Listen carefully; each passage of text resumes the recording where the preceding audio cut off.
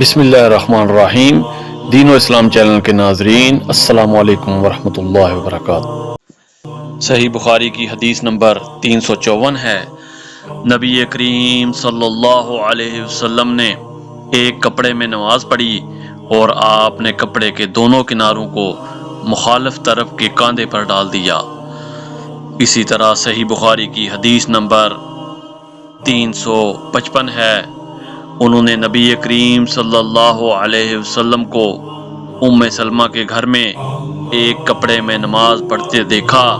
کپڑے کے دونوں کناروں کو آپ صلی اللہ علیہ وسلم نے دونوں کاندھوں پر ڈال رکھا تھا۔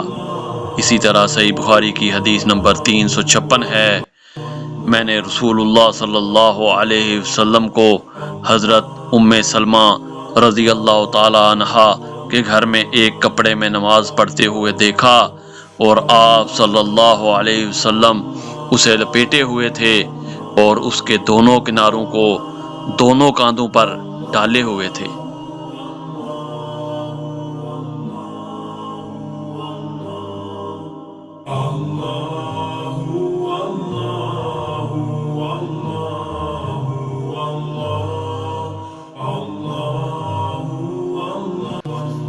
قرآن و حدیث کی تعلیمات کے لیے دین و اسلام چینل کو لائک اور سبسکرائب کریں۔